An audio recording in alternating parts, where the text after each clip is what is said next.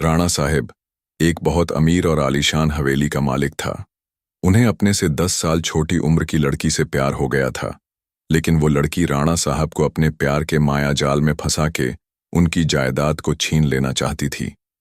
एक बार उस लड़की ने अपने प्रेमी के साथ मिलकर राणा साहब को मार मार कर जिंदा जमीन में गाड़ दिया। राणा साहब चीखे चिल्लाए, लेकिन उस लड़की ने उनकी एक न सुनी। वहां घूमती रहती है, लेकिन समीर बताता है कि हमें यहां से बाहर निकलना है तो हमें उस आत्मा को बुलाना होगा और उनसे पूछना होगा कि वो आखिर चाहती क्या है। डर के मारे सभी लोगों ने समीर की बात मान ली और आत्मा को बुलाने के लिए तैयार हो गई।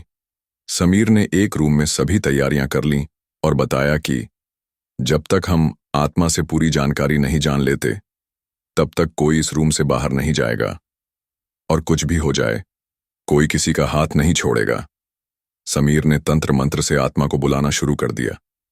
कुछ ही देर में तेज पवन और बिजली के साथ राणा साहब की आत्मा उस रूम में आ गई। समीर ने उस आत्मा से बात की, आखिर तुम चाहते क्या हो? तो लोगों को क्यों मार रहे हो? कौन हो तुम? राणा साहब की आत्मा ने कहा। इतना कहकर वो आत्मा चली गई।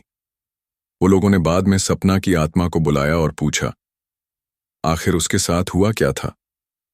सपना की आत्मा ने उन सभी को सारी हकीकत बात दी और बोली, मुझे राणा साहब ने जमीन के नीचे दफन कर दिया है, प्लीज मुझे यहां से निकालो।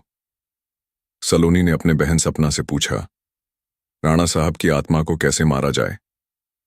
सपना ने बताया कि जहां राणा साहब ने हम सबको दफनाया है वहां पास में माताजी का त्रिशूल है।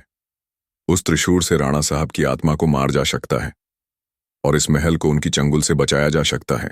इतना कहकर सपना की आत्मा वहां से चली गई। समीर, सलोनी और बाकी दोस्तों लोग तुरंत उस जगह पे गए जहां राणा साहब को दफनाया गया था। राणा साहब की आत्मा ने उन सभी को त्रिशूल के पास जाने के लिए रोका, लेकिन सलोनी की भी तरह उस त्रिशूल के पास पहुंच गई और उसी त्रिशूल से राणा साहब पे वार किया। कुछ ही देर में राणा साहब और उनके साथ वो सभी आत्माओं को मुक्ति मिल गई जिसे राणा साहब ने दफनाया था।